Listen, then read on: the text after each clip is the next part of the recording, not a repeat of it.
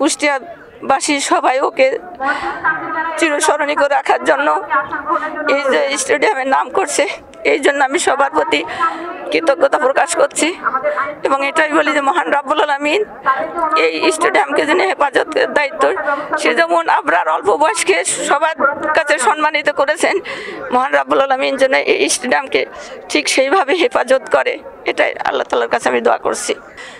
পূর্বেও 3 জন আসামি পলাতক ছিলেন, এখন আর একজন হয়তো পালাই গেছেন, এতটুকু আমি জানতে পারছি। তো এখন এটাই যে তাদেরকে যেন দ্রুত সময়ের মধ্যে অ্যারেস্ট করা হয় এবং তাদের আইনের প্রতি শ্রদ্ধা রেখে বলছে আইন তাদের জন্য যে রায় হবে তারা সেটা যেন কার্যকর করে আর কি।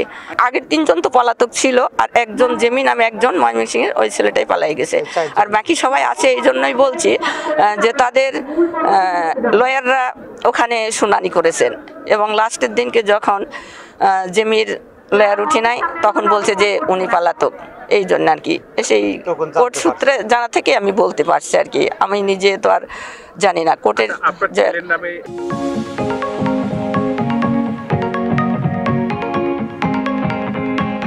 এখানে সবার প্রতি বলছে, সারা দেশবাসী যখন আবরারকে নির্মমভাবে হত্যা করেছিল, আমি তখন সারা দেশবাসীকে মানে কি বলবো, আইন প্রশাসন থেকে শুরু করে দেশের সাধারণ মানুষ, সাংবাদিক, প্রত্যেকটা মানে পেশাজীবী আমাদেরকে কিভাবে যে পাশে দাঁড়াইছে এটা বলার অপেক্ষা রাখে না।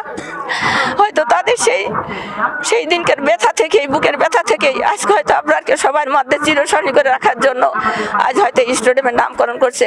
এই জন্য আমি সবার প্রতি রাষ্ট্রীয় বর্তমান যারা ক্ষমতা আছে তাদের থেকে শুরু করে আইন প্রশাসন, সাংবাদিক, দেশের সাধারণ জনগণ সবার প্রতি আমি কৃতজ্ঞতা প্রকাশ করছি।